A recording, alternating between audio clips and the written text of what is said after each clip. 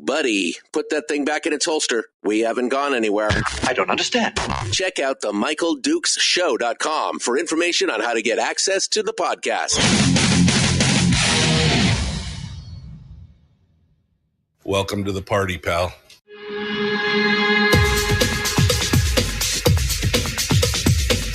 The Michael Dukes Show. The greed and the entitlement is astounding to me.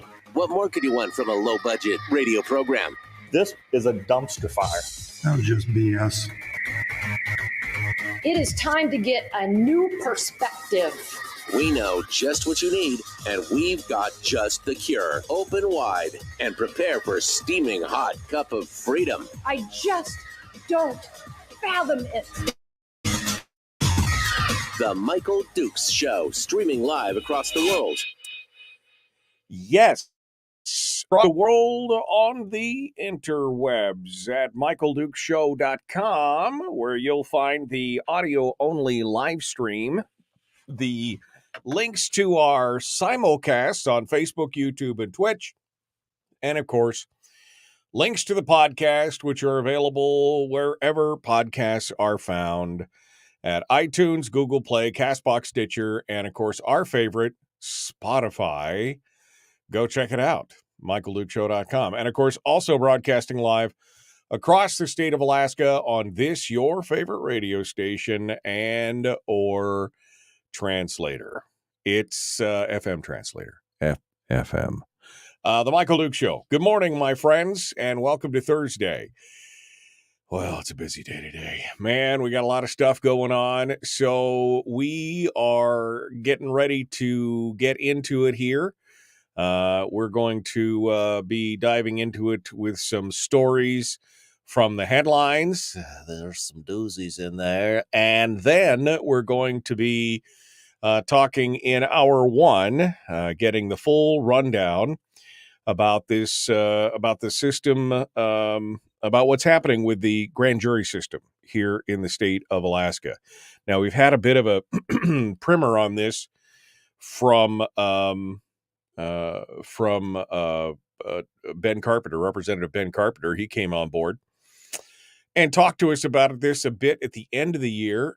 Got a little bit of an update here not too long ago, but now we're going to go straight to one of the people who are directly involved with trying to expose this and work through this. David Haeg is down on the peninsula, and he's going to be joining us here. Oh, in about 12 minutes or so, 15 minutes, we're going to be talking with him about the situation and what they're doing, what they've discovered, what's going on, how do we fix it, how do we help, what's happening. And so we'll get the full meal deal. We're going to get the full-blown rundown on what's happening down on the peninsula and across the state with the grand jury systems here with David Haeg at about 24 after the hour this morning. Then in hour two, we get a chance to visit with Tom McKay, Representative Tom McKay. Been a while since we talked to him. In fact, I think it's been, I don't even think we got a chance to talk to him this last election cycle. So it's been quite a while. He's been one of the more vocal opponents against the defined benefits plan in the House. He's been quoted a couple different times on some of these issues, and so we're going to talk with him and get his take on that, get his take on the school issue, the school funding issue, and more. Just kind of a basic rundown of what's happening in the legislature from his perspective, especially now that in the House side anyway, the Republicans have taken control, and the more conservative folks seem to have their hand partially fully on the tiller. I mean, that's kind of where we're at right now. So we're going to see. We're going to jump in and see what he has to say in hour two. So that's going to be a big it's going to be a big show. Tomorrow is Firearms Friday. And I've been working on a couple guests, but I don't know. It might just be you and me tomorrow, which is, doesn't hurt my feelings, because Firearms Friday, of course, is the chance where we get to sound off on issues related to the Second Amendment and take phone calls and do that kind of stuff. And I'm happy to be here and just to talk with you and hang out and do that kind of stuff. All right, well, let's dive right into some of the headlines that are out there and what's coming on. Let's start off in the Mat-Su with the strike that is just continuing. And as you read this story here from Alaska's news source, KTUU, this has got into like the he said, she said, bickering back and forth between, I don't know, the divorcing couple or whatever. But this is on Wednesday, even more drivers and attendants and monitors joined picket lines and formed outside the bus yard after leaving everybody hanging on Tuesday, right? That's when they jumped in there and pulled the ripcord and away they went. Well, even more have now joined the picket lines outside the bus yard. According to the representative for the Teamsters Union, that they had not yet heard from the employer, the bus company. He said, I'm not aware of any contracts from Durham regarding our ongoing negotiations or contacts regarding our ongoing negotiations since we enacted a labor action, he said. Now, according to the drivers, the monitors, and the attendants at the picket line, they said safety is still their number one priority, citing that the bus yard still lacks electricity, which I'm assuming is for lighting. I don't think they use deadbolt heaters in the Mat-Su. It doesn't normally get cold enough, but still lacking electricity, broken bus heaters, public address systems that are not installed, and a required monthly safety meeting that didn't occur in either December or January. The representative for the union said there's no way for our members to sanitize and clean the buses in between runs. Most of the cleaning supplies had been bought and procured by our own drivers and attendants and monitors to clean the buses, which, if true, a little shocking because not my job, man, to provide. I'll do the cleaning. Not my job to provide the cleaning supplies for the bus that I'm required to clean. If that's the case, I'm just saying if what they say is true. Upon an updated statement from Durham's parent company, National Express, addressed these safety concerns by stating that pole lights had been utilized to illuminate the yard. Block heaters had been ordered but are hung up due to supply chain problems, and that the Occupational Safety and Health Administration, OSHA, found that the facility is in compliance after a review in October. They didn't address the cleaning thing. I don't know, maybe that falls under the OSHA headlines. I don't know. It's just like, and then National went on to say the number of dates that it says the union ignored requests for negotiation, denied company requests for a federal mediator, before it, quote unquote, took a break to review the company's final offer and never came back on January 30th, Monday. So, I mean, again, it just sounds like a pair of bickering old whatever, old hens just back and forth. And of course, the people that are punished by this are the people who are still paying the bill, right? Borough taxpayers still having to pay their daily kick and everything else, but now they have to figure out how to get all their kids to school in the meanwhile. I mean, it's crazy. Absolutely crazy. Meanwhile, parents like Carly Garman took to social media to let other parents know that she was available to help families with children attending Denina Elementary. She says, if we can't work together as a community, then we can't be a community. I feel like you need to help your neighbors if there's something as simple as picking up their kids and driving them. I mean, school zone's not that big. Drop-off and pickups are already part of her daily routine, as there's currently no bus route where she lives, something she's been trying to change. Despite lines being congested due to an increase in personal vehicle traffic, she said she sides with the Dunham employees. And then there was somebody else that was quoted in the paper the other day that basically said, oh, just fire them all and get it. Man, there's a happy medium in there somewhere. But I mean, I am glad I don't have my kids in the Matsu School Borough District. And of course, the big thing is right now, I was still waiting for an announcement from the school district to say, well, we'll just open up to remote learning, to give you the option. If you're a working parent, a single parent, or somebody who's got both, where it's just too, you built your life around the fact that the kids are getting picked up by the bus, and now you have to, I mean, why not give them the opportunity for remote learning?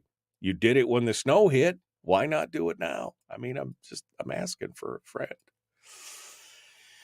And here's something I'm sure we'll talk with Tom McKay on. The Senate Education Committee yesterday introduced a bill that would increase the BSA, the base student allocation, by $1,000. The amount per student is on track for $6,960.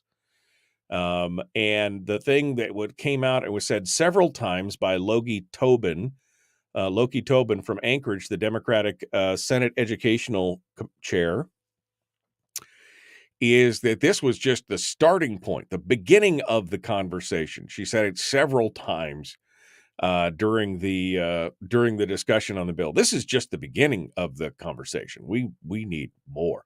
And of course, all the teachers and the people who got out there and testified, there was a lot of educators and pro NEA stuff and everything else. And there were a few voices that said, leave it alone.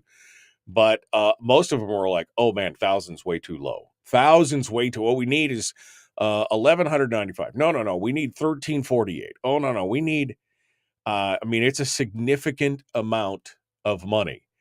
But here's where the sweet spot, that's really not the right phrase. Here's where the smoking gun is, I guess, when it's all said and done. A $1,000 increase to the BSA would mean a projected $257 million increase in the state's budget, according to the legislative finance memo. The governor's proposed budget includes about $2.5 billion for permanent fund dividends. That would be a $3,800 check, $3,860. Lowering that to a $1,300 dividend would pay for the $1,000 BSA increase and the budget deficit and pay off municipal bond debt for almost the entire state, said Bert Stedman, the Senate Finance co-chair. Because, it's $2.5 billion. It's only a $257 million, only a $257 million increase for the state's budget for the 1,000. But no. We've got to put the $1,000 BSA and the budget deficit, and we have to pay off municipal bond debt that municipalities indebted themselves for. We got to do that, and then that would give them a $1,000 dividend. And here is the quote of the day. We're going to have to make a choice. Do we want to teach our kids to cash checks, or do we want to teach them to read and write and do arithmetic? And that'll be the fundamentals of the debate, because something has to give. Because that money is not yours, people. It's theirs. Do you want the welfare? Do you want your children to be learning how to cash welfare checks? Did you not hear the implied welfare in the middle of that word? If we just lowered the dividend to $1,300, if we just took $2,500 out of your pocket, we could do everything we wanted. Don't you care about the children, you useless welfare hacks? That's the subtext of that sentence, if I'm not mistaken, and I don't believe that I am. Oh man, we're going to talk about this. But we got to go because David Haeg is about to join us. We're going to continue with him here in a moment. The Michael Duke Show, common sense, liberty-based, free-thinking radio. We're going to be back with more right after this, and David Haeg to talk about the grand jury.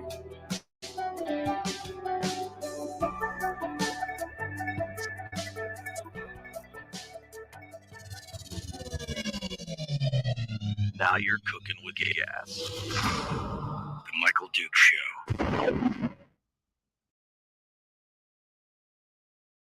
Okay, we're in the break right now. I see that David has been in the green room for a while here, but I don't quite see his video yet, so we'll wait for him to start the video, and then I'll jump in and we'll get him all set up here.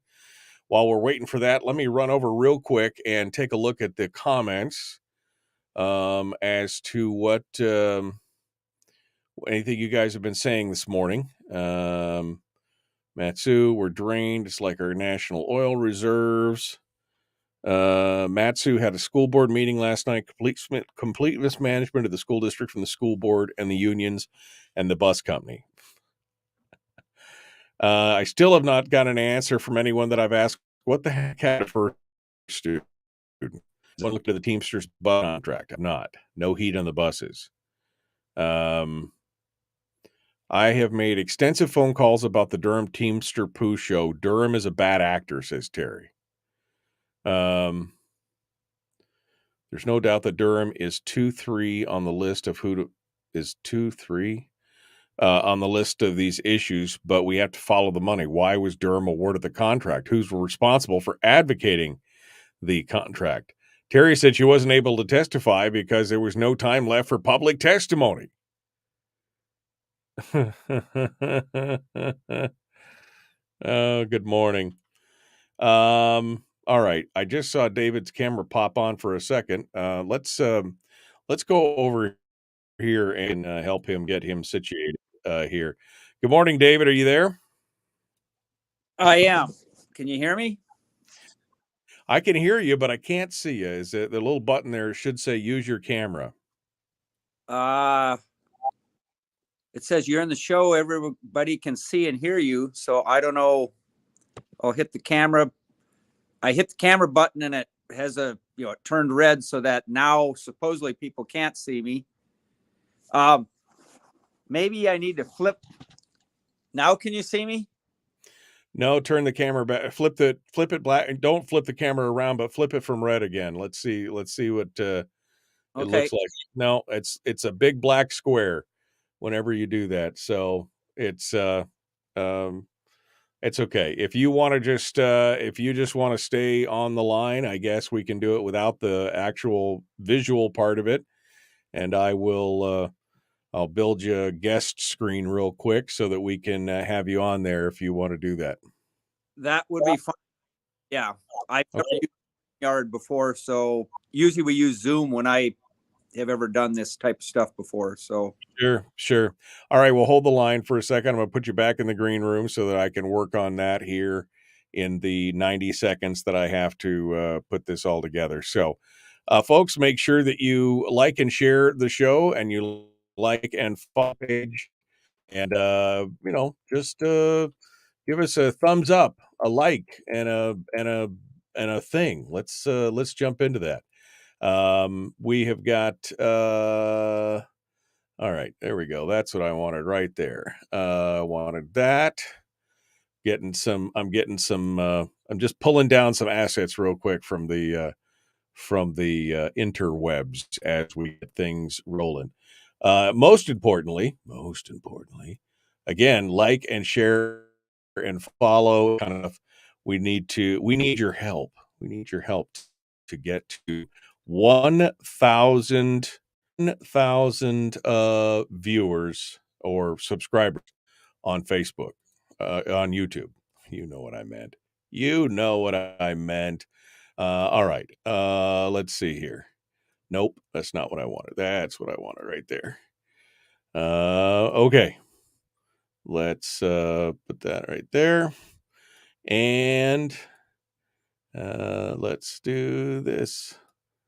Why is it doing that? Okay. All right. We'll do that. Okay. All right. We're going to jump into it here in just a second. The Michael Duke Show, common sense, liberty-based, free thinking radio. Make sure that you tell your friends as well and get them to support us here on the program. And we will look at that. Get it going on. Let's get to it. Common Sense Radio, The Michael Duke Show. Here we go.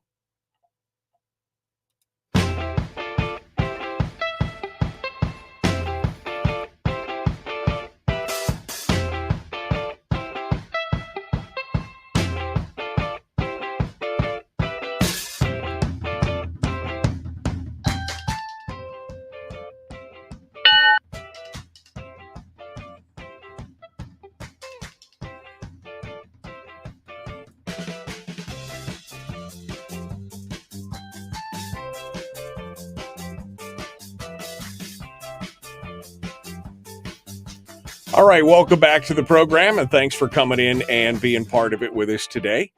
It is the Michael Duke Show, and Thursday edition of the program. And baby, are we ready for, well, what we got going on? There's a lot of stuff happening. Let's jump into this, though, and get started. We're going to be talking here in just a hot second with David Haeg, and he's going to be discussing with us the Alaskan grand jury and what's happening exactly with, I mean, what's going on? What's going on with this? What is the story with grand juries in Alaska? Let's jump on over to the green room here and pull David back up with here this morning and see what he has to say. Good morning, David. Good morning. Thanks for me on. Hey, thanks for coming on this morning and being part of it. Let's talk.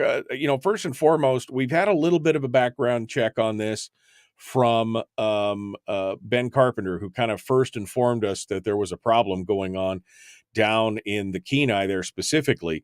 But this is obviously a problem that affects the whole state. So we need to get some lowdown on this. But let's start from the very beginning, David. Just what's happening just start from the very beginning of what the process is and what's going on and what led you into this fight or battle, or whatever. Let's talk there. Okay. Well, back in about 2007, evidence cropped up that the only judge investigator in this state was falsifying investigations. So judges who should have been removed were not and were left on the bench. And, as I like to put it, ruling over we the people. So that was in 2007. Me and some other folks tried to get rid of her. We filed some, complaints with the Judicial Council, the Bar Association, Ombudsman, Department of Law. Nothing, nobody investigated, nobody did anything. So as time went on, we kept documenting, more and more people kind of came up with evidence that she wasn't doing her job. In other words, judges were remaining on the bench that should have been removed. You're talking about she being the judge, the investigator for the judicial system, who is supposed to keep a watchdog on it. Correct. And I don't know, am I allowed to say her name or? Is that right, Dave? Yeah. Yeah. And sure. Her name, I mean, yeah. Her name's Marla Greenstein, and she's the executive director of the Alaska Commission on Judicial Conduct. She's still there. She's still the only judge investigator, and she's done about 8,000 judge investigations. So she's pretty critical in the big scheme of things. We fast forward to 2018, which is, a decade later, and some folks said, hey, grand juries are supposed to look into things like this, where there's wrongdoing by government officials, but no one will investigate them, maybe because they're, in a high level position or for one reason or another. Grand juries, once they're formed, they usually just indict people based on investigations by law enforcement, but their most important duty, which they rarely exercise, is that on their own, they can decide to investigate. And they can kick the prosecutors out of the room. They can then issue subpoenas and do things. So in 2018, we started making a push to try to have grand juries investigate, and we were successful. We ended up having 6 grand juries over the next 4 years start investigating Marla Greenstein and the evidence we have. The problem is every time the grand juries would start investigating, the judges would soon find out about it, and a judge would come in and order the grand juries to stop investigating. And they were usually joined by who's now our Deputy Attorney General, a guy named John Skidmore. So in most of these instances, it was a combined effort of at least one or two judges and who's now our Deputy Attorney General to stop the grand juries. The problem with this is Article 1, Section 8 of Alaska's Constitution says specifically this: the power of grand juries to investigate and make recommendations concerning the public welfare or safety shall never be suspended. And so we started going to our legislators. Ben Carpenter was one. Peter Machicki, Senator Machicki, when he was in the Senate, was another. And we looked into it. And we started going to the Kenai Peninsula Borough Assembly. They had their legal department look. They said this is blatantly unconstitutional to have these grand juries being stopped. Right. By the same body that they are currently investigating, or even in a tangential way, right? Correct. Yeah.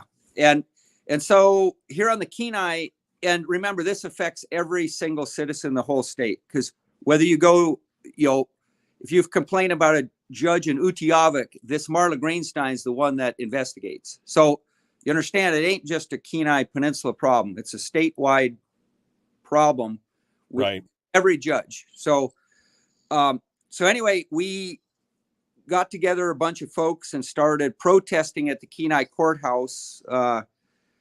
At times we'd have 70, 80 people at a time out there with signs.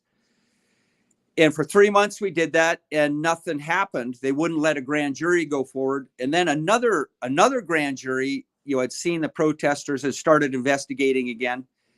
And now I think it was the seventh grand jury got stopped. It was Judge Jennifer Wells here in Kenai that stopped it. I'm not positive on that one whether John Skidmore was involved, but it was Judge Jennifer Wells. And so we said, hey, this is enough. We're now going to go into the courthouse, sit down, and we're going to not leave the inside of the courthouse until the grand jury is allowed.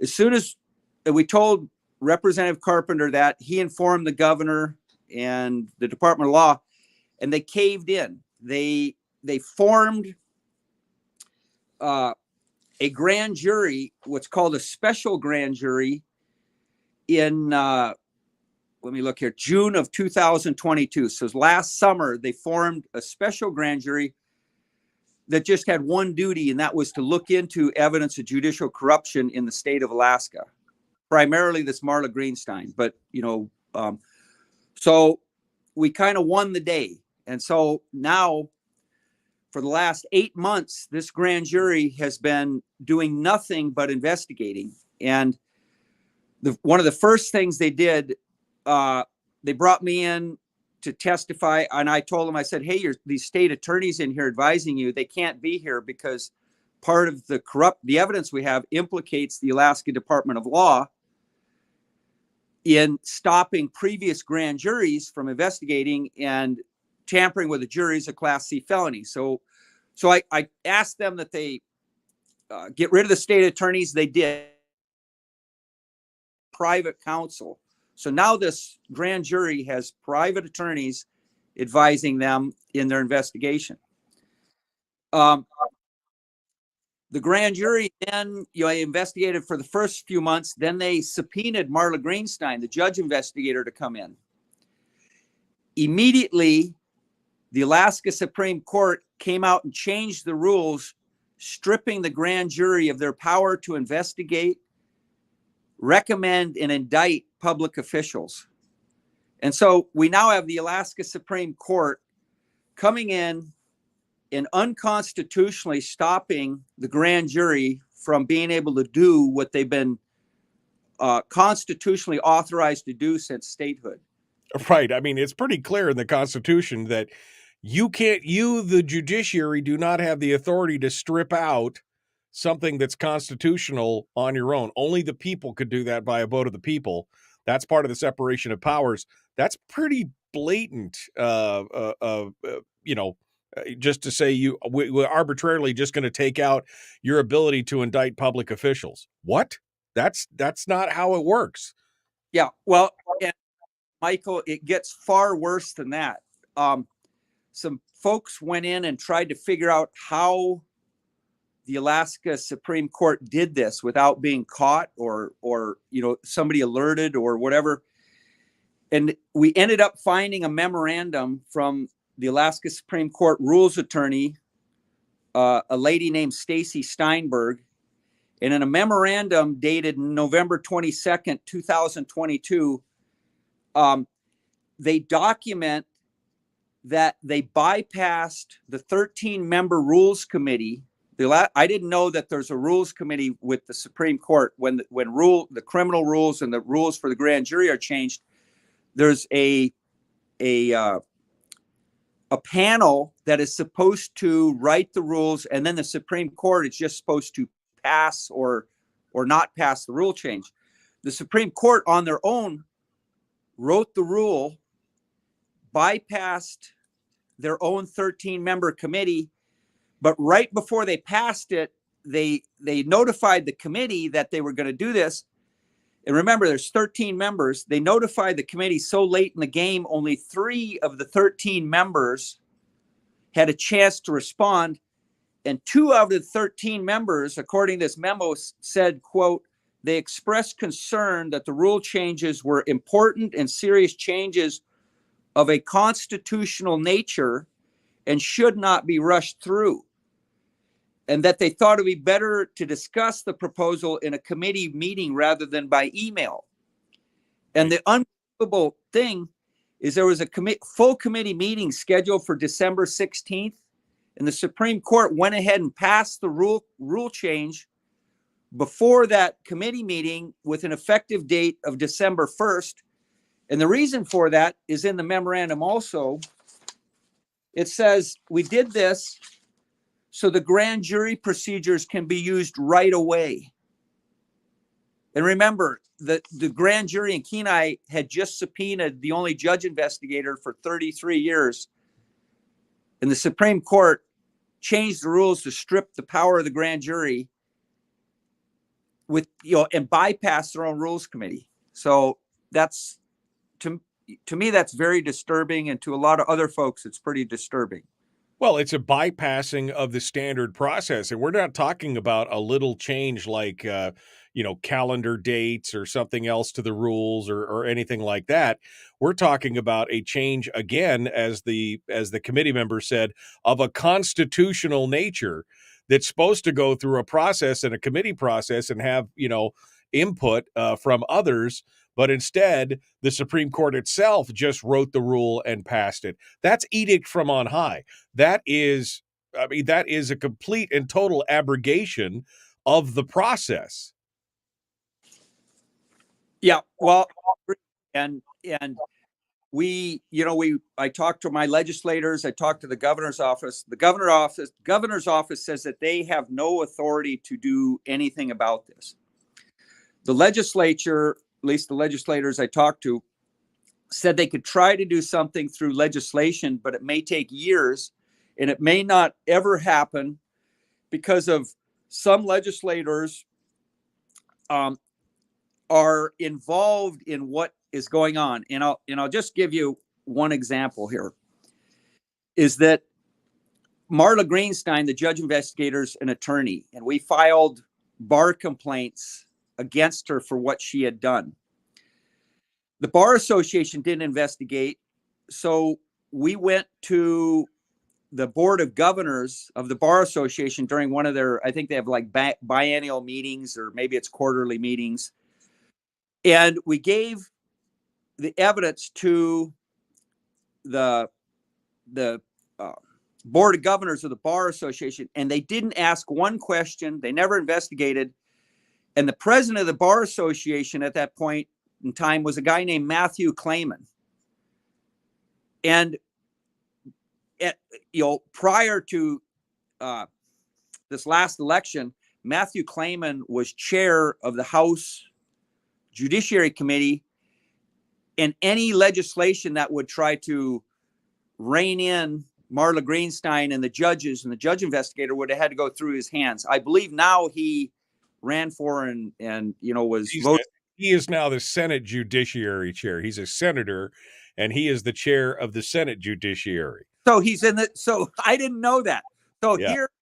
here we have one of the exact people who I believe covered up in the past, now as a gatekeeper to legislation. So we the people are sitting here with no real tools to do anything other than we have a very, very brave grand jury still operating. They're going to still be going for another couple months. They'll now be investigating for about 10 months and maybe a little longer. And I, I've been in contact with their special prosecutor.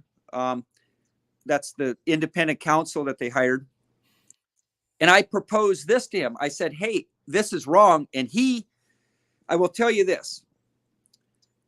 Folks have now been signing letters calling that all 5 Supreme Court justices be impeached. And I don't know if you've seen that, but we've now, I think, 300 or 400 people that have signed. We're trying to get all this down to the legislature because they're the ones that can impeach the judges. But this prosecutor looked at all those letters and he compared it to this memorandum I talked about. And his exact words was, "This is explosive." Right. David, hold the line here, David. I'm sorry. I'm up against break and I want to continue. I want to ask some deeper questions on this. We're going to continue. David Haeg is our guest, Alaskan Grand Juries. We're going to talk with him here in just a moment. And we'll be discussing with him some of the solutions and where we can go from here. That's directly ahead, The Michael Duke Show. Common sense, liberty-based, free thinking radio. If you missed the show, you can listen to it on your time with Dukes On Demand. Oh, and it's free. Like America used to be. Streaming live every weekday morning on Facebook Live and MichaelDukesShow.com. Okay, we're in the break right now. David Haeg continues with us. David, could you go just for, and then Senator Rob Myers just said in the chat room, any impeachment would start in the Senate Judiciary Committee, which of course is headed all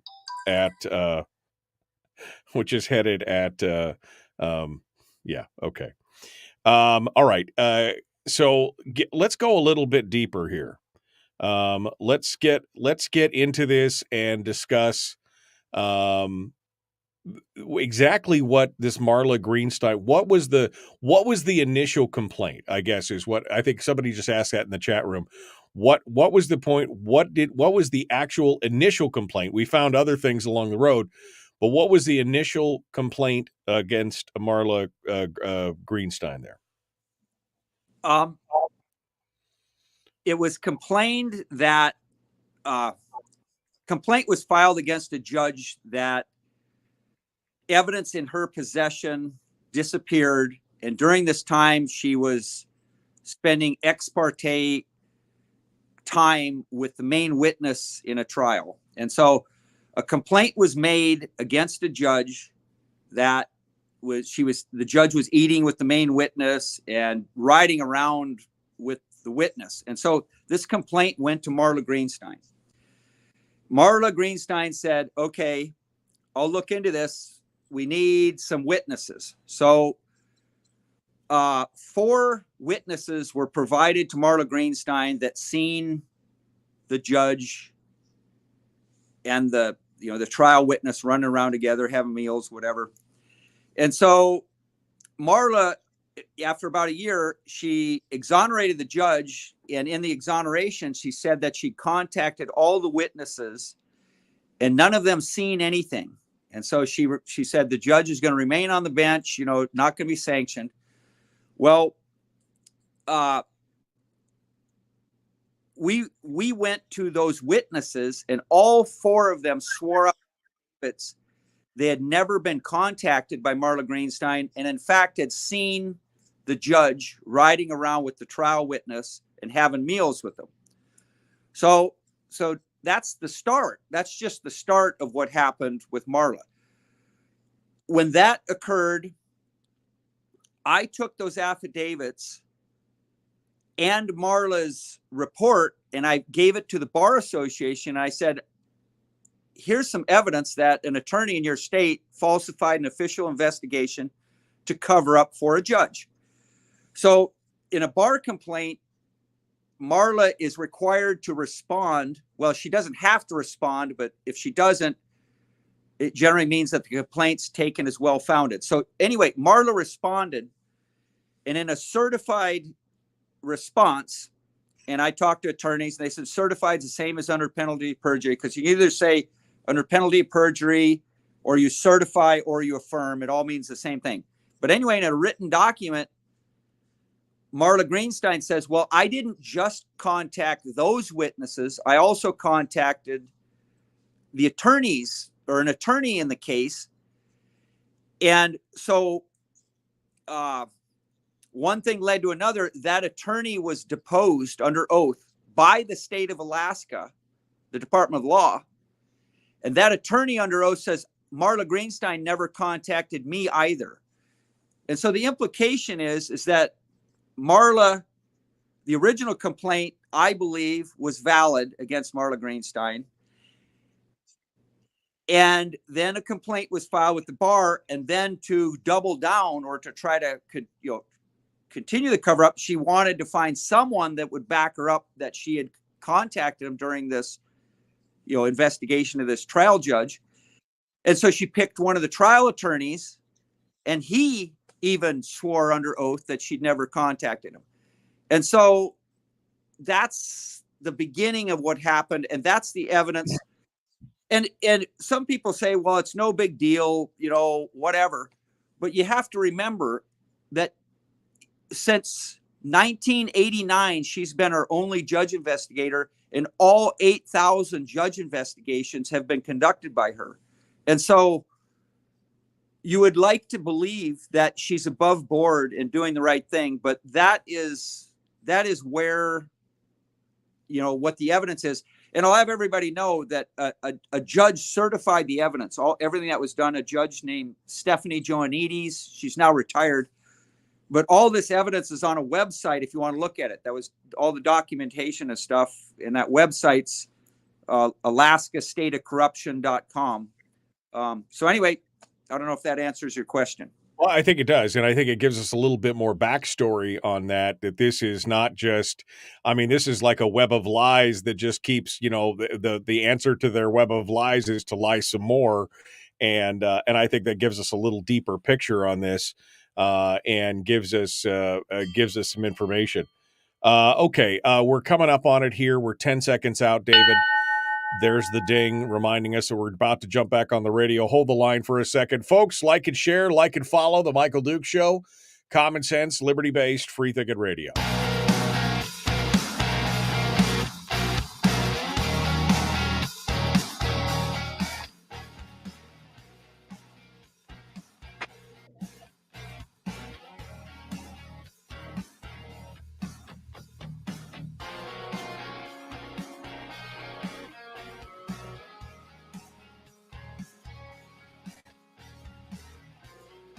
All right, we're continuing now. David Haeg is our guest on Alaska grand juries.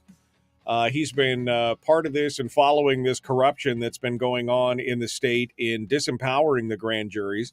We just got a little bit of a further backstory on the original complaint against this judicial investigator, and man. You'll have to go back and listen to the podcast on that to get the full story, but it definitely begs the question of what the heck is going on inside the judicial system in the state of Alaska. We've got a whole case of a professional, basically fixer, making stuff go away for the last 33 years, and that's problematic. David continues with us now here. We got about 8 minutes or so, but David, you left off before we went to break talking about how the governor's office said that they're powerless because it's a separate branch of government. The legislature, some of your legislators said, well, we could put legislation in and we could do that. There could be an impeachment of all the Supreme Court judges, which then Senator Rob Meyer points out would have to start in the impeachment would have to start in the Senate Judiciary Committee, which is now chaired by Matt Clayman, the same guy who was the head of the Bar Association when you filed bar complaints. I mean, this is like an intricate spider's web of just trickery. And the last comment you said was that you were speaking with a special prosecutor in the current grand jury that is investigating, and he said that this potential for impeachment is explosive. But what does it mean? If Matt Clayman is the stumbling block into this, getting any kind of impeachment proceedings going on against the Supreme Court, I mean, yes, it's explosive, but what is it? How do we fix it? What's going on here? What's the next step? Well, that's a good question. If anybody has an answer, let me know. One thing that we're doing, and I'll try to go over this kind of quickly, is because the sit-in the last time worked, I proposed a sit-in to simply have the Supreme Court rescind their suspension of grand jury powers. And I am proposing a sit-in, or we're going to do a sit-in on March 15th, starting at 8 a.m. at every courthouse around the state that people are willing to go into and just sit down on the floor and say, we're here until the restrictions on the grand juries are removed. And the grand juries can investigate what they want to, indict who they want to, and write a recommendation that we, the people, get to hear without being edited by the Supreme Court. Right now, the Supreme Court rule change says they get to either, put a gag order on the grand jury, so we'll never hear. The grand juries are now barred from indicting people. That's one of the most basic rights of a grand jury, is to indict. The Supreme Court said no more indicting by a grand jury that investigates. And so we're going to do this sit-in. We're also going to various entities like the Kenai Peninsula Borough Assembly, the Mat-Su Borough Assembly, the Anchorage Assembly, to ask for resolutions protesting what the Supreme Court has done. February 7th, folks will be at the Anchorage Assembly asking for that. Also on February 7th is the Mat-Su Borough Assembly. I'm going to make a phone presentation there asking for it. In person on the same day, February 7th, I'm going to be at the Kenai Peninsula Borough Assembly asking for that. Later on February 21st, I'll do the formal presentation to the Kenai Peninsula Borough Assembly. But other than that, we have a website that has forms on it that people can sign that electronically get distributed to the legislators. And that website is Alaska Grand Jurors Association.org. So people can go to that website and sign a document protesting what's going on, and it will automatically get disseminated to the legislators and actually to the special prosecutor. And so, if you got a suggestion on what else we should be doing, I'm all ears, but that's what we're doing right now, unless somebody comes up with a better idea. Well, and I guess, because we saw yesterday that the retiring Chief Justice of the Supreme Court made comments to the legislature yesterday as he retired and stepped down. And one of the things that he commented on is that basically we're not going to give in to basically hue and cry from an unhappy public, that they're just getting their opinions off the internet, and people, and they're just going to do what they're going to do, but we're not going to pay attention to any of it. It's like the plebes it makes no difference what the plebes are saying. We're going to do what we're going to do. So I guess my big question is, are there legal avenues? Because if the Supreme Court of the state is complicit, from the story that you've told, it sounds like there's some questionable stuff going on all the way up to the Supreme Court of the state of Alaska. Is there a legal avenue that can go on from here? Is there something that can be brought before the U.S. federal court, the U.S. Supreme Court, to ask these questions and fix it? Or is it so separated that we've got nothing that we can do? We've had some fairly smart attorneys we've asked that of. The general consensus is that the U.S. Supreme Court cannot intervene in violations of state constitution. And because our grand jury powers come from our state constitution, the U.S. courts are basically don't have jurisdiction. And I know that sounds crazy, but that's sort of where we're at right now. So then the question becomes, do you sue the justices individually? This is, talk about being made to feel small and powerless in that kind of situation. I mean, if everything lays out the way that you said, and I've gone over to your website, I see you've got all the documentation and everything else on your website. I want to know more about this, and I want to know the names and figure out who's doing this and see the memos that they did this specifically in the dead of night without the use of the committee and everything else. I mean, if this is the case, this is some of the most blatant corruption I've seen since I've been covering Alaskan politics these last 24 years. It's some interesting stuff. So you're now just looking to crowdsource some ideas to try and figure out how to move on from here. Correct. And there's some good people that have followed through, that have been following this for a long time. My business attorney is one. Without him, I would have probably went crazy long ago. But he said this is going to go on and it's going to get worse. And sleeping giant wakes up. And I asked him, and this was a decade ago, and I said, who's this? What's the sleeping giant? And he said, it's the public.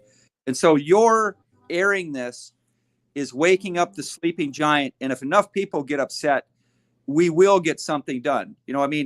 Matt Clayman might be able to stop a bill or whatever, but if there's a groundswell of support to impeach the judges, the wave will overcome even Matt Clayman. And I firmly believe in that. And folks, out of time anyway. Again, AlaskaGrandJuryRights.com if you want to go figure out what's going on over there. AlaskaGrandJuryRights.com. David Haeg has been our guest. Hold on the line, David. The Michael Duke Show continues in just a moment. Tom McKay up next, right here. Are you still with me, David? Yeah. Okay. I'm sorry, you lied. Site that where the forms aren't on there's two different websites, and the one has grand jury rights, but the most important website now is the Alaska Grand Jurors Association.org. That one has the forms that you can fill out online that automatically get disseminated. So I believe that's important for that website to get visited. Sure. And if you want to see the memorandum that you were talking about, it's on the Alaska State of Corruption website. And I think what you click on, I think it's called SCO for Supreme Court Order 1993 History. So if you want to see the memorandum, you can go to SCO 1993 History on the website Alaska State of Corruption. Yeah. The Alaska GrandJuryRights.com goes to the same website. That's why I said that. But it's because it's all about Alaska grand juries. But I could see here formal review. I could see all the different pieces. I posted both links in the chat room for folks to go out there and take a look at it. This is some amazing stuff, and we're going to be starting to follow this a little more closely, and we're going to start talking about it and see if we can. Again, sunlight is the best disinfectant, and we're going to see if we can get some more information out there to talk about it. So, David, I appreciate you coming on board. Thank you very much, and keep us in the loop. You've got my email. If something comes up or something changes, let me know, and we'll see if we can figure it out. Yeah, well, I appreciate you having me on, and if you have any ideas or sometime you'd want somebody on, feel free to give me a call too. So thank you very much. All right, David Haeg, thank you so much for coming on board. We appreciate you being part of it today. Thanks for joining us on the Michael Duke Show. All right, well, this is troubling, right? I mean, this whole thing is just, that's definitely a very, very troubling situation. I'm not a happy man when it comes to that. We'll have to here. David Haeg, our guest. Thank you, David, for coming on board and being part of it. All right, we're waiting for Tom McKay, who's going to be joining us in just a few moments to discuss this stuff. But what the actual hell? How in the world can I guess it's the Supreme Court of the state of Alaska. And since you can't appeal it to any other federal court because it's a state issue, I mean, that's troubling. That's very, very troubling. When they can just arbitrarily change a rule that is very obviously, it's very, he read the constitutional provision. It just said you're not supposed to impede the grand jury at all. And only after they started to subpoena the single judicial investigator that's supposed to investigate judicial corruption in the state, when they go to subpoena her and they immediately change the rules, there's all kinds of red flags on the play. All kinds of red flags on that play. It's a hot mess. Yeah, we're going to, just troubling. And by bit, I mean like the Titanic is just a bit of a small boat, right? Oof, damn. All right. Alabama called. They want their corruption back, said Brian. That's the case. I say Representative Tom McKay is in the green room. And so we might as well go over there to him and get things set up and squared away for our discussion in the coming hour. Let's jump over to him and see what he has to say this morning. And we'll get started. Good morning, Representative. How are you? He says he can't hear me. You may need to check your settings there to make sure that StreamYard is using your speakers. He says he still can't hear me. Let me go over here to the private chat window. Check your sound settings. To see if you have speaker selected. All right. We're doing troubleshooting on the interwebs. I just tried that there. We'll see what that is going on there. See if he can get that squared away here real quick. Okay. Try that. He's working on his stuff there for a quick second. We will try see if we can reconnect with Tom here in just a hot moment. Oh, you heard noise from, you can hear him click his phone. All right, let's try it again. Well, I can hear him. Tom, can you hear me? Yeah, see, I can hear him. He can't hear me. That's the problem. Let's go over here. Well, you know what I can do? I can do this. Watch this. I can hear. You hear me now? I can hear you. Can you hear me? Can you hear me now? Uh-huh. Yep. I can hear you, Tom. Can you hear us? That's the question. Well, we're about to jump in. I'm going to have to get, we're going to have to go here. We're coming up on it. So we're going to have to let Tom figure this out here for just a second. We'll be right back. The Michael Duke Show, common sense, liberty-based, free thinking radio. Share the show, like the show. Buddy, put that thing back in its holster. We haven't gone anywhere. I don't understand. There we go. MichaelDukesShow.com for information on how to get access to the podcast.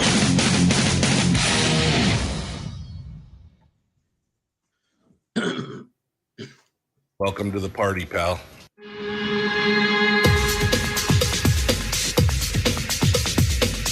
The Michael Dukes Show. The greed and the entitlement is astounding to me. What more could you want from a low-budget radio program?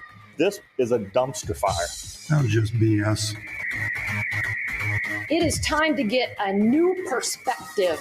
We know just what you need, and we've got just the cure. Open wide and prepare for a steaming hot cup of freedom. I just don't fathom it. The Michael Dukes Show, streaming live across the world. Live around the world on the internet, it is the Michael Dukes Show. And, of course, live on the internet at michaeldukeshow.com is where you'll find links to the audio-only live stream, the podcast, links to Spotify and iTunes and every place else. And, of course, broadcasting across the state of Alaska on this, your favorite FM translator and or station. See, I mixed it up there for you. It's all good. This hour of the program being brought to you by our friends over there at Satellite West. You can find them at satellitewest.com, where you can stay in connection, whether you're in Kaktovik or Cake or Menchumina or Minto or Tanana versus Tatlanika, wherever it is that you are. You could stay connected by voice, by phone, by text, by email, just surf the internet, whatever it is. SatelliteWest.com is the place to go for that. All right. We're getting ready to jump into it. Our guest here in hour two is Representative Tom McKay, who is down in Juneau right now. He's been quoted in the papers lately with a lot of commentary and questions in regards to the defined benefits program, which is being proposed by two different people in the legislature, and we're going to get his take on that, and then we're going to talk with him about some of the other things, including the new $1,000 BSA increase that was just introduced and more. And we're just going to kind of get his feel for how does the legislature feel now that the Republicans are in the majority here in the House of Representatives. So let's go over right now and start our conversation with Representative Tom McKay from South Anchorage. I hope that he can hear me now. Can you hear me now? Yes, I can, Michael. Thank you. Okay, good. All right. I was a little concerned there, but we're all good. So, Tom McKay, our guest now. Tom, thanks for coming on and being part of this. I appreciate it. This is a troubling time for a lot of Alaskans who are, not necessarily Republicans, not necessarily Democrats, but are kind of that silent middle of the road majority of, kind of independent, libertarian minded, Alaska Independence Party, whatever you want to say. But I would put them firmly in the less government versus more government crowd, which seems to be, I don't know as we should have R's and D's anymore in the government. It should be like, are you a smaller government person or are you a larger government person? And we're a little concerned. We're a little concerned as to what's happening in state government. So I guess first and foremost, before we jump into the particulars, give us your hot take on how is the legislature changed now? I mean, now the Republicans have got the majority in the House. How does that change things for you? What's the tenor and the tone and give me the pulse check. Do me a room check here and tell me how things are like down there in Juneau. Well, as you know, Michael, in the House, we do have a rather slim majority of conservatives and Republicans, and it's a dramatic difference from last year or my last term, which happened to be my first term, of course, where we were in the minority, and we were kind of blocked at every turn, anything that we wanted to get done. So it's a dramatic difference. I'm privileged and honored to be chair of House Resources this time, which is a huge step up for me, and we've got some really serious energy problems looking at us here in the state. So I'm glad that I can put my energy and my experience towards some of these problems. And yeah, so our caucus is a lot more positive. I think we're gelling together really well. And the Senate, I was quite disappointed in how they organized. So for conservatives and small government folks, the House may be maybe the blocking and the mechanism that can stop bad things from happening. Yeah, no, it's unfortunate because if you had had a Republican majority in the Senate as well, maybe some work could have gotten done if you'd gotten a conservative majority in the Senate. Yes, sir. Instead, you're right. The House is relegated to more of a blocking action at this point, just to try and keep the mission creep and the size and scope of government down. Speaking as the chair of resources, of course, the Biden administration put out that surprise report yesterday, or I guess early this morning, with the Willow Project, and basically, encouraged development, which I guess has got a lot of the environmentalists in a free fall and in a fit. But what are your thoughts as chair of resources, House Resources, on that? I mean, as we look forward to that kind of expansion. Well, if you read the Constitution, our Alaska Constitution, the resources our Constitution calls for the development of our resources. It doesn't say they should be locked up, and so following that dictate, our committee, will be looking at where can we find new resources to develop and expand the production in Alaska to produce more revenue. I look at it like there's a lot of people that want to spend money in Juneau, and I feel like our job is to go find more resources to develop to provide money for that. Now, I'm really glad that Willow is going to progress because it is on federal land, and we need to get those operations underway. I'm a former drilling engineer from the oil industry and kind of on the tip of the sword, and we have to be drilling to maintain our production levels in the Trans-Alaska Pipeline. And if we're not continually drilling and exploring, then we're not refilling our tank. And there come a time when TAPS is uneconomic, and I hope that is way far down the road. We do have there's a group of climate alarmist people in town this week that actually want to shut down fossil fuel production in Alaska forever. And I haven't met with any of them yet. Maybe they probably don't want to see me, but how did they get down here? They flew an airplane, right? And, it's just, I just don't understand their logic at all. They're just irrational. That reminds me when I think it was it Shell that had the big oil drilling rig that was in the Seattle harbor on its way to Alaska, and a bunch of environmentalists got out there and they protested and they blocked it with their kayaks and everything else. And then somebody pointed out that, those kayaks are made out of plastic from petroleum, right? I mean, it's just one of those things.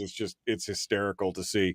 And I agree with you. I think it's always good to develop Alaska's resources. But on Monday, we had Senator Rob Meyer on, and he pointed out, is more oil our fiscal salvation or not? And the problem is, what we have in this state is we don't have a revenue problem in this state, Tom. We have a spending problem. Now, the spending problem has become so great that it's created a revenue problem, but a revenue problem is not the genesis. It's not the baseline. It's the symptom of the disease, which is unrestrained spending. So if we go out and get another Prudhoe Bay or another Willow or Pica or some of these other projects that put more oil back in the pipe, I mean, if we started pumping 1 million barrels, a day or whatever it is, it wouldn't matter because they would spend every dollar that flowed into the treasury anyway, right? Well, that's right, Michael. And, so it is a double-edged sword. If I go find more oil, they'll spend it. So there's a lot of talk about spending cap. Well, the best spending cap that I think ever was invented by man was the statutory PFD, because that puts a throttle on how much they can spend. And I know that we're probably going to talk about the carbon credits pretty soon here, the whole carbon proposals that have been brought forward. And one thing that hasn't been brought up in any of that discussion yet, except by me, I think, is that, well, where's the money going to go that we make? And if that's from natural resources, which I guess our trees are natural resources, hey, I think 50% of that should go in the permanent fund. Yeah. How about those apples? I mean, that's not exact. As much as I like the governor personally, but his kind of pie in the sky revenue predictions on some of this stuff is, it's a little fuzzy math, I think would be the term that I would use. But you're right. If we're using the carbon, the tree carbon part, not the sequestration, but the other part, and I've forgotten what they call it. But if we're using that, then we are utilizing our resources in the form of our forests and things like that. So it's an argument. I mean, the Constitution says that the resources of the state of Alaska should be developed to the maximum benefit. That's what it says in the Constitution, the maximum benefit. Now, the question has always been, how do the politicians, how do they interpret the definition of maximum benefit? Is the maximum benefit of the individual citizens as shareholders in the state, or is it the maximum benefit of the government to be able to spread the wealth and put that money out?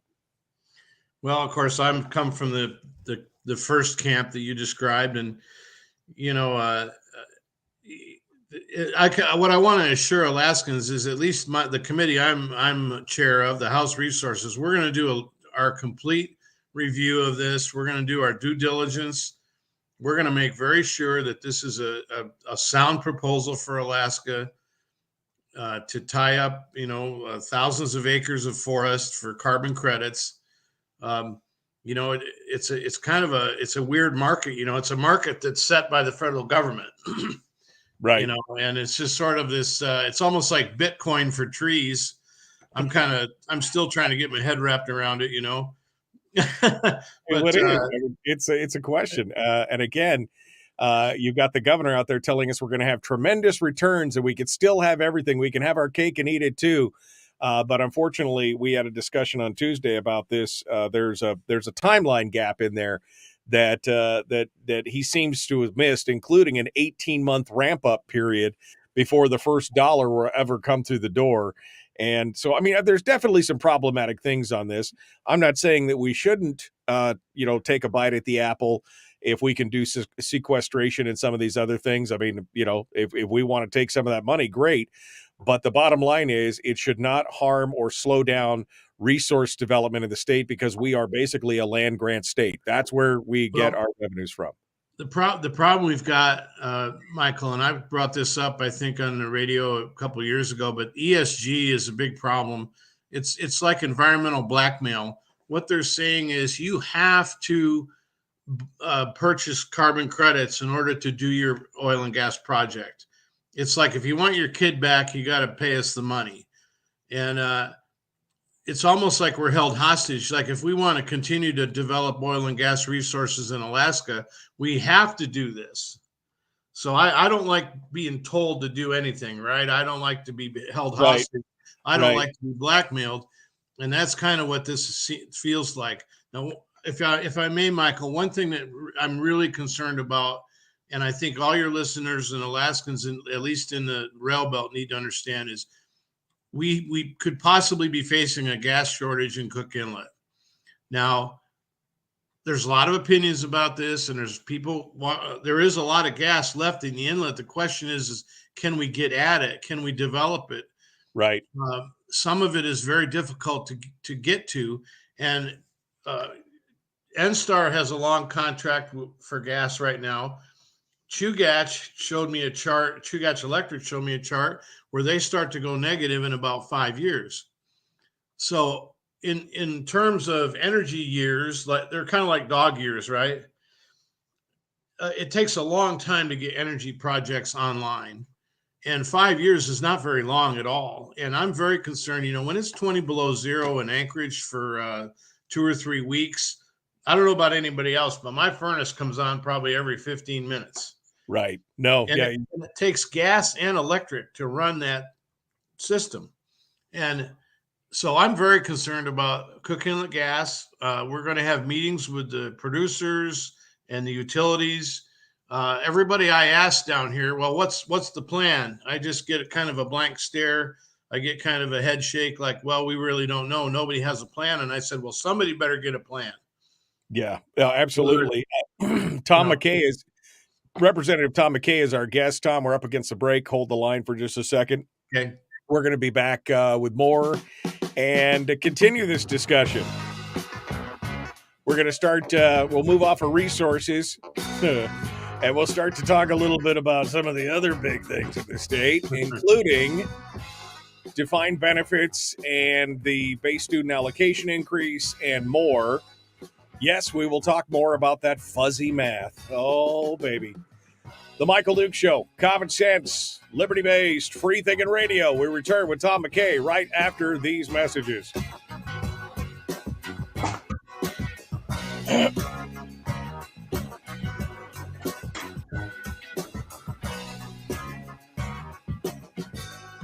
We're broadcasting live through a series of tubes. Allowing all of these entities to provide streaming stuff going on the internet. Well, it's kind of hard to explain. Sorry. Streaming live every weekday morning on Facebook Live and MichaelDukesShow.com.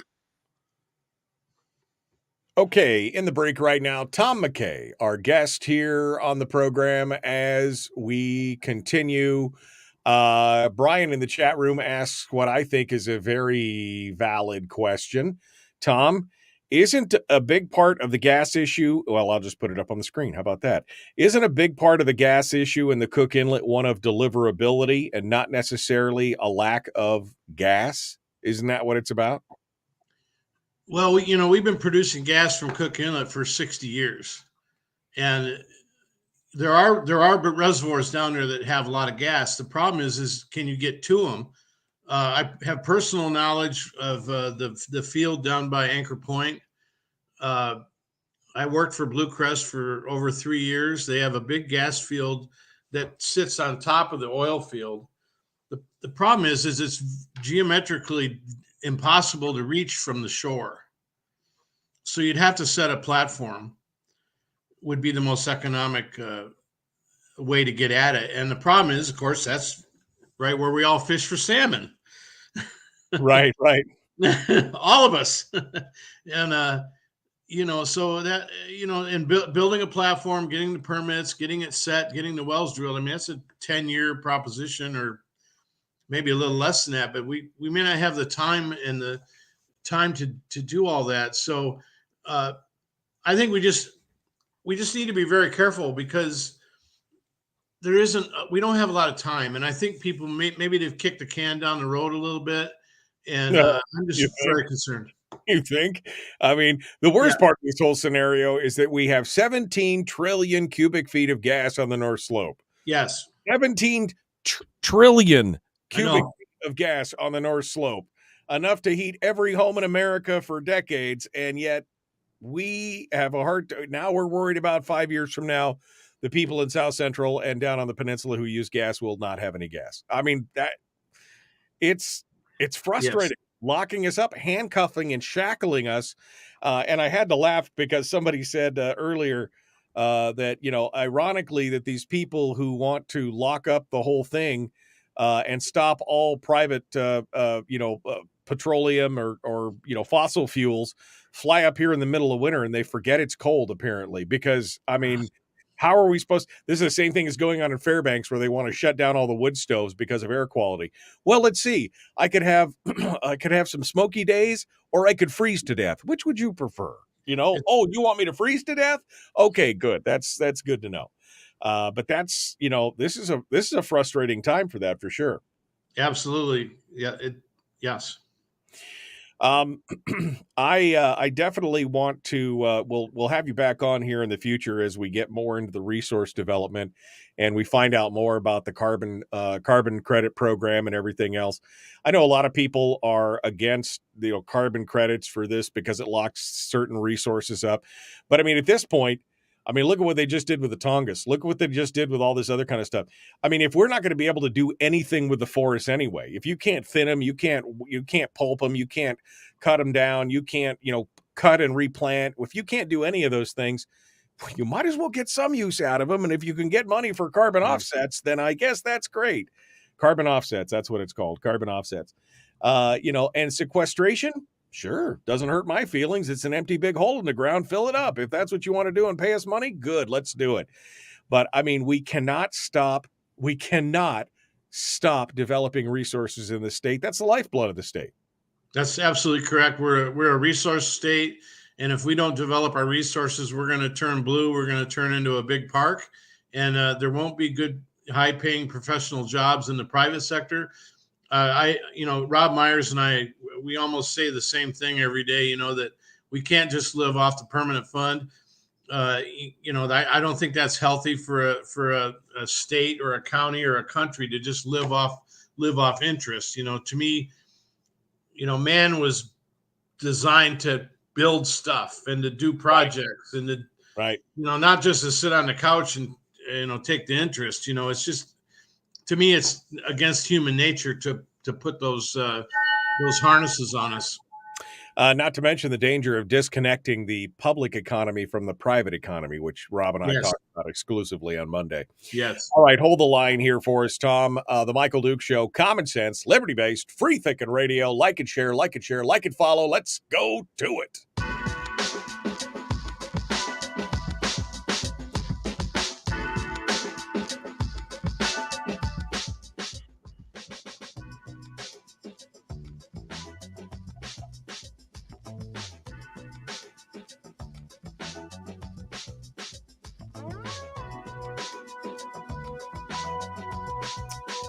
Representative Tom McKay is our guest this morning. We're talking about the new session.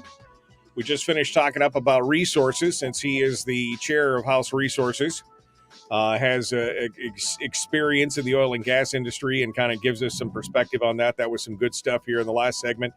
But let's move over to something you've been quoted on a lot more frequently lately, and that is this discussion of the defined benefits program. Now, Tom, let me preface this whole thing by saying I was hot and heavy into the defined benefits program debate in 2006. I mean, we covered this extensively on the program. We had experts on from out of state. We had a lot of people on because we were trying to encourage the legislature to do the right thing and to get the yoke off of our back. We were almost $13 billion upside down in unfunded liability at that point. Luckily, the cooler heads prevailed. We moved on to a defined contributions tier, and it's been working ever since. But it has been the gold ring for many people, especially those on the left and who have ties to unions and others, to get back to the defined benefits program. Which, I mean, by the way, we still are $7 billion upside down in the previous defined benefits program. We still owe $7 billion to that unfunded liability. And now we've got two proposals, one in the House from Andy Josephson and one in the Senate from Jesse Keel. Now, Josephson says, oh, this is a conservative bill. It only deals with the first responders. And then in the next paragraph in the article in the newspaper says, but, this could spread to everybody else, and that'd be great. I'd love to spread the wealth, which is just, I mean, you want to talk about the poison pill. Defined benefits, for the most part, there are a few exceptions to that rule where you've seen it succeed, but we can name company after company, GM, Delta, that had to be bailed out by the federal government. We've named municipalities. I mean, I saw, when I served on the Borough Assembly in Fairbanks, I saw tons of stuff where they were like, cities were nearly going bankrupt and decided to had to change things because of defined benefits programs. And yet we're being told not only would these be, well, I don't know if Joseph said revenue neutral, but Keel said, well, this will actually save us money. We'll actually spend less. This will save us money because of efficiencies. And you were quoted as saying, whoa there. Give us your take here on the defined benefits programs that are being proposed right now. Well, Michael, I think a lot of they yearn for the old days. They want it the way it was. And they're very clever. They pick the police and the firemen, because who could be against the police and the firemen, right? The fact of the matter is they really want to get all 22 or 23,000 state workers back into this program. And that way the union can keep control on their membership. Well, 'Cause this and is I hate to interrupt you, but Keel's program, not only the 23,000 state employees, but also city, municipal, and borough employees. Basically, any state under the state umbrella government employee, 40,000 people. Yep. And so, are we going to let them get it back into the tent, And there's other options. There's defined contribution. There's other things that could be done in this area. And, a lot of the, I've been told that a lot of the rank and file, they want the defined contribution program because they can direct where the investments go, and if they pass on, their family can get the money, whereas under defined benefits they cannot. The problem is they're trying to ram this through, Michael, really fast. We're trying to ask a lot of questions, have a good, serious debate. That's our job.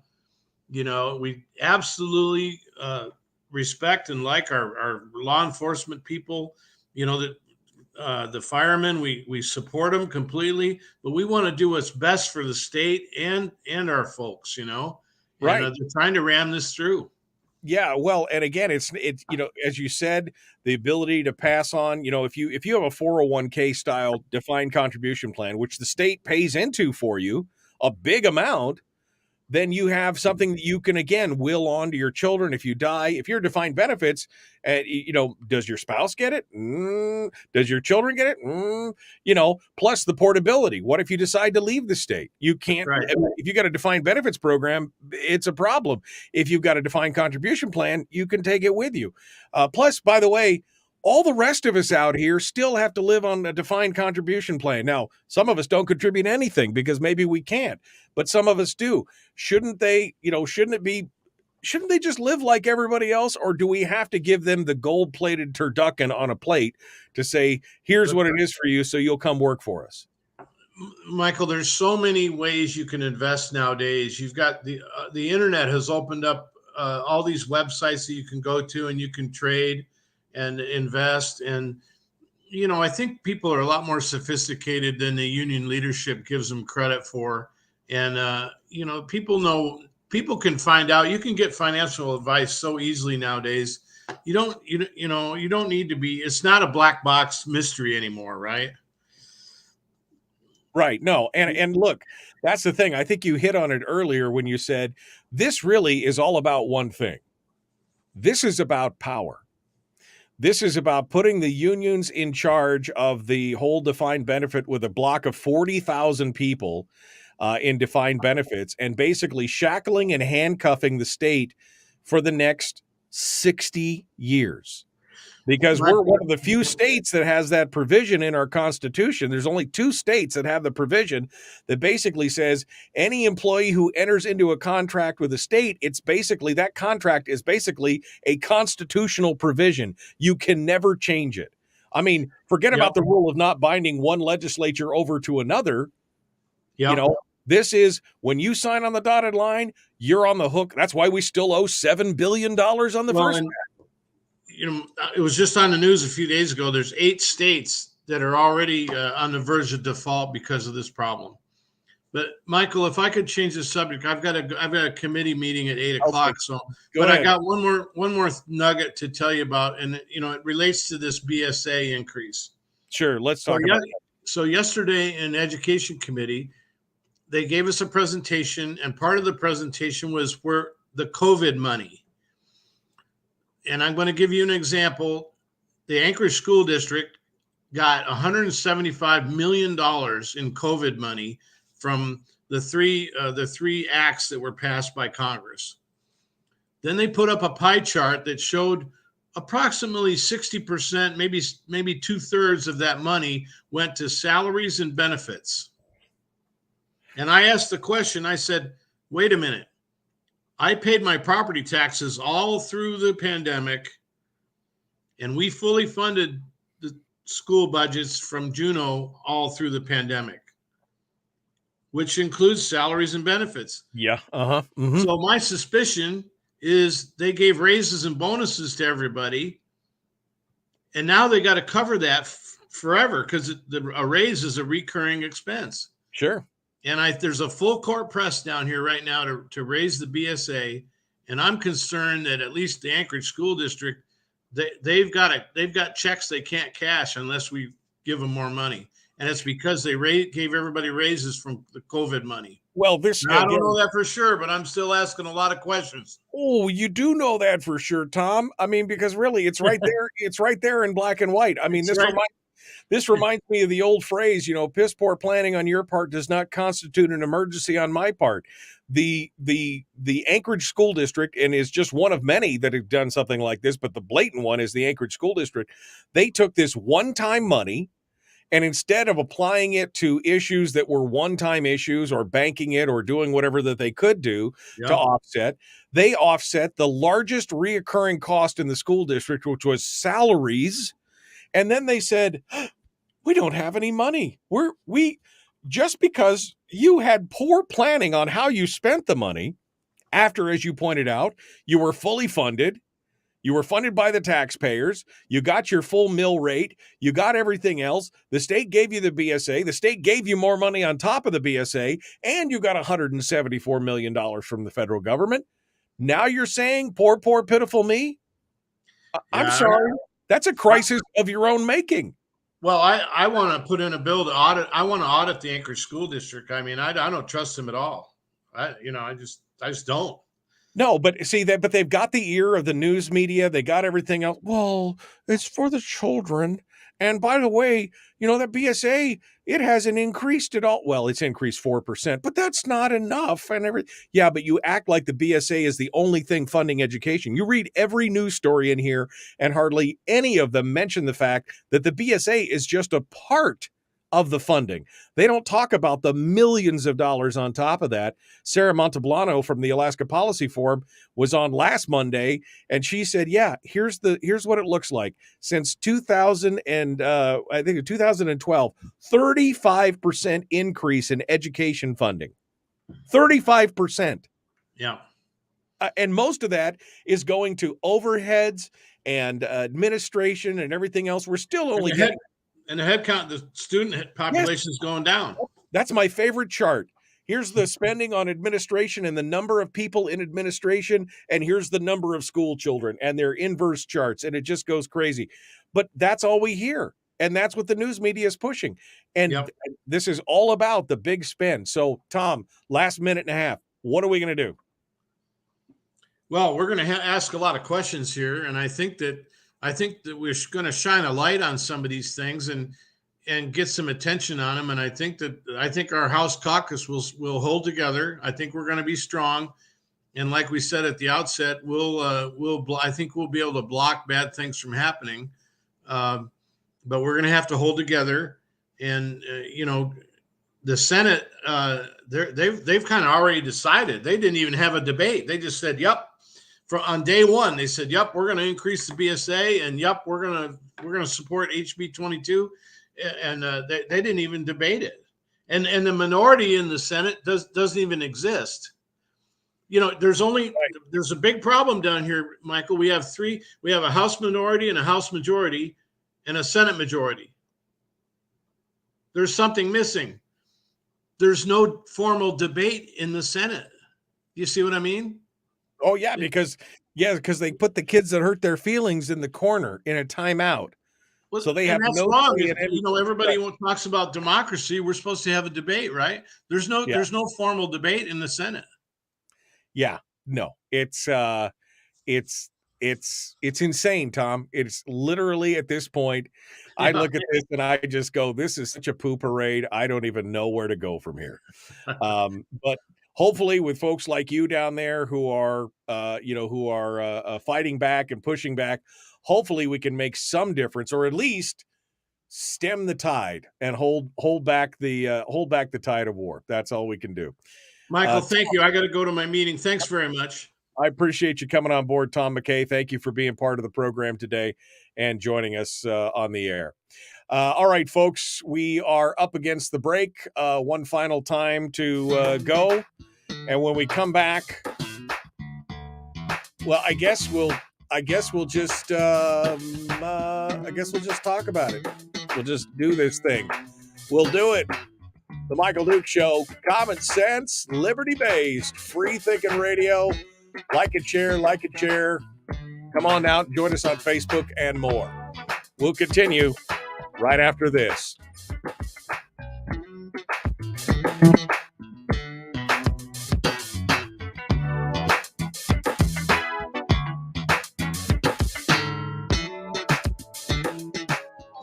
If you missed the show, you can listen to it on your time with Dukes on Demand. Oh, and it's free. Like America used to be. Streaming live every weekday morning on Facebook Live and MichaelDukesShow.com. All right, in the break.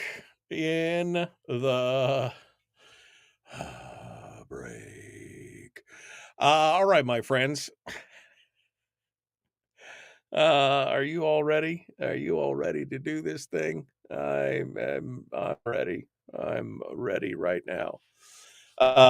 Let's I guess I didn't do the right thing here. Let me get the phone lines. Close that. Yes. Close that.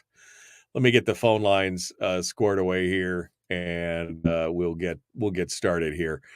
We'll get the phone lines open just in case, and see what folks want to say. Like that. There we go. Right there. Do we get it? Does it work? Is it happening? Thanks for calling the call-in line of the Michael Duke Show. That's the one right there. Okay, so we are all ready to go, and we're going to be ready to take those phone calls. Senate leadership said they were going to do this, right, even before the new year. Absolutely. And why would there be a debate, says Chris? All the NEA senators already have marching orders. I mean, yeah.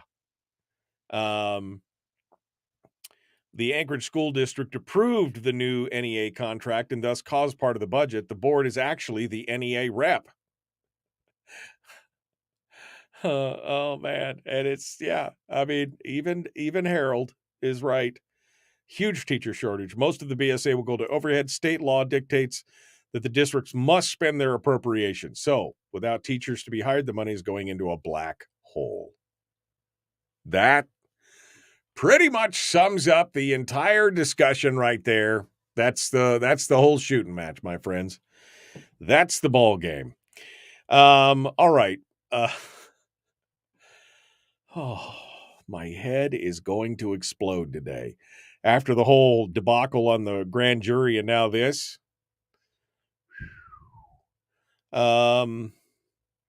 All right, I was going backwards, still reading some of this. By the way, the feds did away with a defined benefits program in 1987. Yes.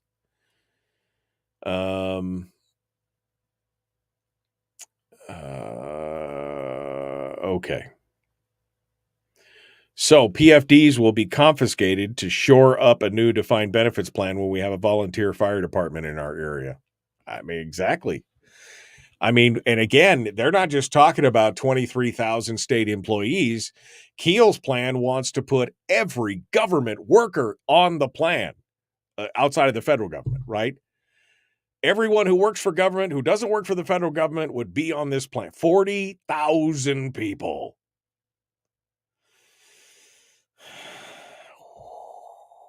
My head is going to explode.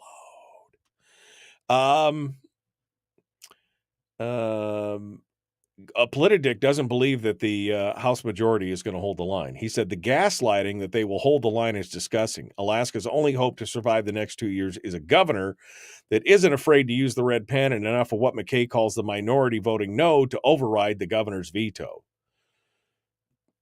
But do you think that Dunleavy even knows what a red pen looks like right now? I mean, you're not filling me with confidence. Oh my God, my hair is on fire, says Bonnie. Yeah. Yep. Why am I frustrated and angry? Yeah. Well, you're frustrated and angry because, this is the same. Well, first of all, you're frustrated and angry. The only thing I can say is, welcome to the party, pal. That's because, that's the whole thing. This is where I've been for 20 years, folks. I've been saying these same things. I'm a little tired. Saying these same things for over. Just say no to government dough. That's what, I mean, please. We have to stop being the welfare state for the government. But again, when both sides are benefiting, when the actual liberal welfare support net side is benefiting and the corporate cronyists on the right side are benefiting, the only ones, it's those of us in the middle that are getting squeezed on this. I mean, I don't know. Is the governor going to veto a defined benefits plan? Is he going to veto anything? Because Brad Keithley might be right. I mean, it looks kind of like, based on the fictional novel that the governor wrote in his budget for the carbon credits and all this other kind of stuff, he's just, and the full PFD at the same time. He is he's looking to 4 years down the road. He wants to, he wants to run for Senate. He wants to, you could go from zero to hero if only you'd pick up the red pen and do what needed to be done. But it takes a hero, not a zero.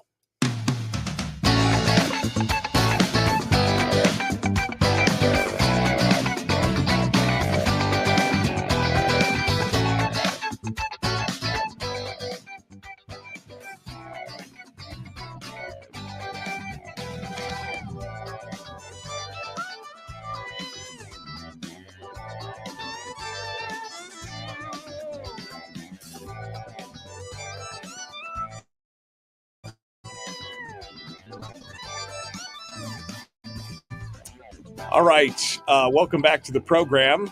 The Michael Duke Show continues. One final segment for today. I will say today was, well, first of all, it was eye-opening and shocking because I did not realize, based on Ben Carpenter's previous kind of brief on what was happening with the grand juries, I didn't realize the depth and the scope of the problem. Now I do. And I'm super concerned. So that was the first one. That was the first problem. And then we get into it with Tom McKay, and I'm just reminded about how much of an actual poop parade this whole session is going to be. I mean, just a big, hot brown mess. But let me get your thoughts on today's program. This is like the critique section at the end of the show. What did you think of today's show? Is there blood shooting out of your eyes? Somebody said earlier, was it Terry? I don't know. My hair's on fire. That's what she said. My hair is on fire. I feel you on that. All right, let's go over to the phones and see what folks have to say. We'll start off over here. Good morning, caller. Who's this? Where are you calling from? Let me try to put... Oh, yes, good morning. Oh, I'm sorry, Bonnie. Hold on a second here. That was Bonnie from North Pole. I recognize the voice. Let me jump back over to her. Hello, Bonnie. What's on your mind this morning? Well, my hair's on fire. Your hair is on fire. Yes. I mean, you feel blood shooting out of your eyes. There's not enough duct tape in the room to stop it. I mean, what are your thoughts on everything you've heard this morning?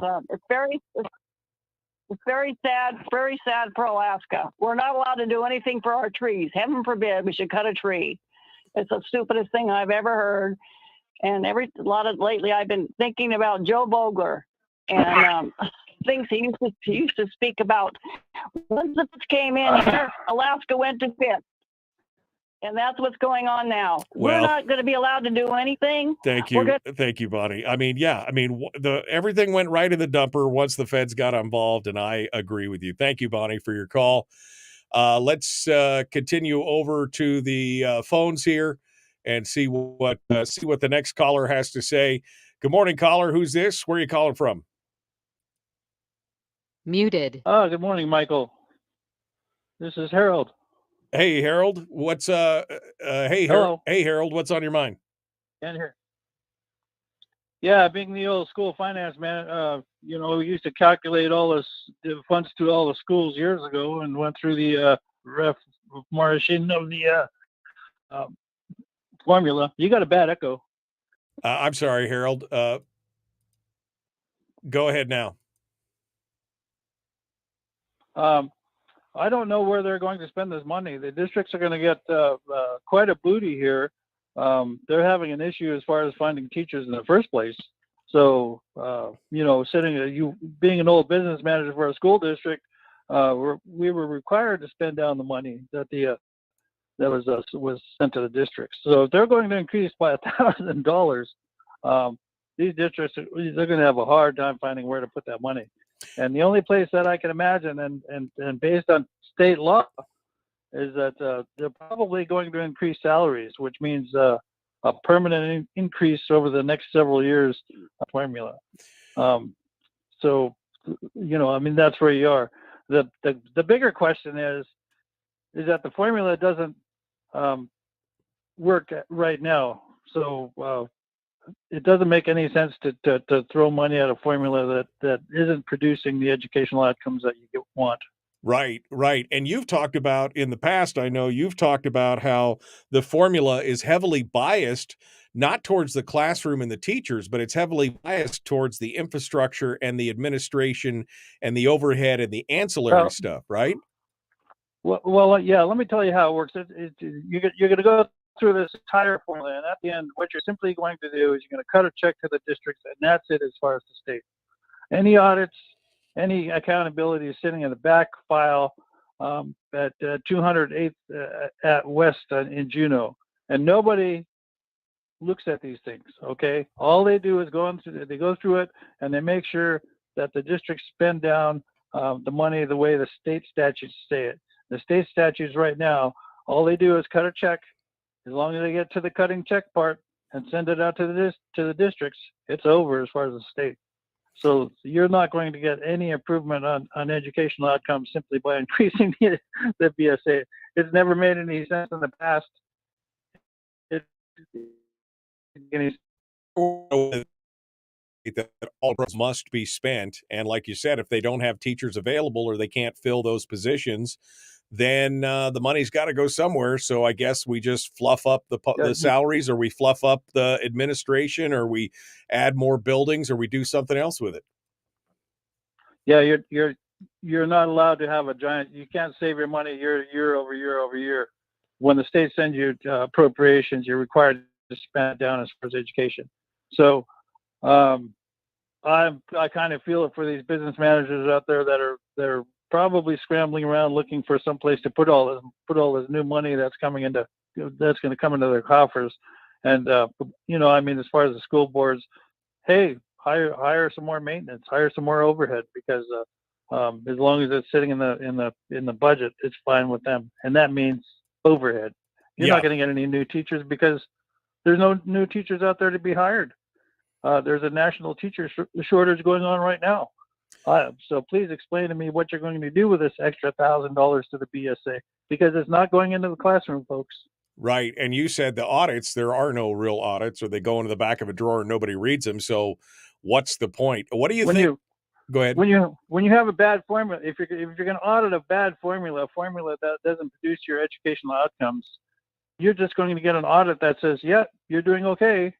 So you need to actually reform how the state distributes their money and the accountability behind each section. And I keep advocating, unless you do a separate appropriation for classrooms, teachers, and a separate appropriation for overhead, you'll never, ever, ever improve education in this state. What do you think about the commentary in the paper? Justin Ruffridge is quoted in the House as saying that the House majority was willing to talk about a BSA increase, but they were saying $250 to $750, and he went on to say any BSA increase that we're going to talk about in the House is going to be talked about along with accountability measures, as well as attaching it to potential targeted types of funding, talking about scholastic achievement goals and things like that. Yeah, we've heard that rhetoric. That's it's called rhetoric. It's called it's called getting out of Juneau in April. Okay, that's what that is. You're not going to improve education in this state unless you reform that formula so that the legislature has a grip on what that money is used for. If it's not used for education and teachers, it's used for overhead. It's used for everything else outside of the classroom. Yeah. Unless you focus on the classroom, you're not going to improve anything in the education arena in this state. All right, Harold, thank you for your call. I appreciate it. That was a good discussion, and I enjoyed it. Thanks for being part of the show today. All participants are muted. I muted everybody. Let's go over to the next call to see what they have to say.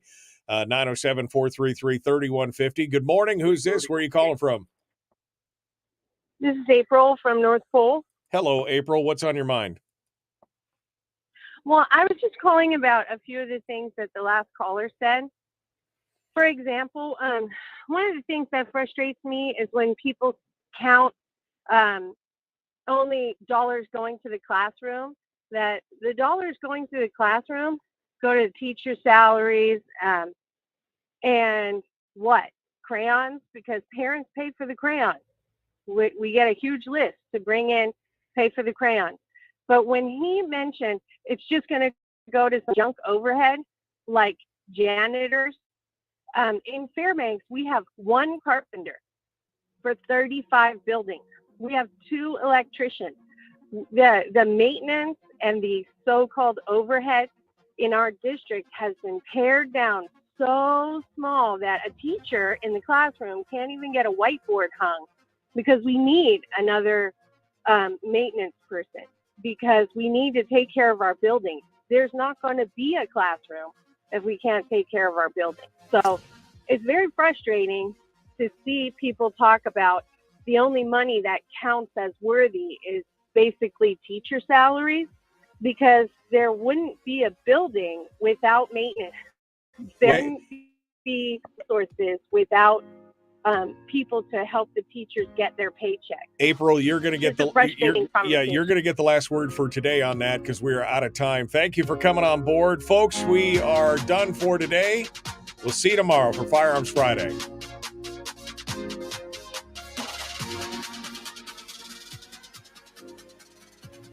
And maybe Fairbanks is unique. I mean, I haven't been following the Fairbanks School Board specifically, but again, the latest numbers show, and this is what we went over with Sarah Montalbano on Monday, for every 4 teachers, there's 5 administrators in the administrative side. To mention others, maybe some schools are doing better, but overall, we're still not making it. A teacher can't hang a whiteboard. Yeah, I mean, I would think I would just bring in a screw gun and make it happen. Maybe I'm not allowed to. Maybe that's part of the problem. I don't know. Well, that does it for today. Can I ask you, if you like the show today, would you go over and think about becoming a member of the Common Sense Corps? $3 a day. No, a month. 1 cup of coffee a month could get you into the Corps. I mean, if you really like me, a couple of coffees a month would help put food on the table and everything else. My friends, it's been great to have you on today. Frustrating, but great. We will return tomorrow.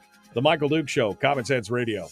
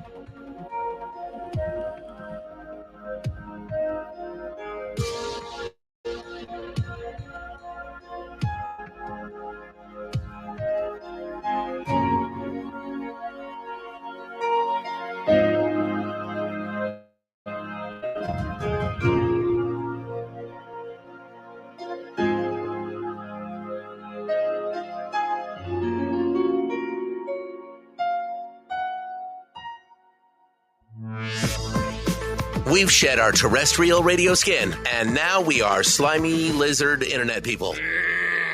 It's the Michael Duke Show.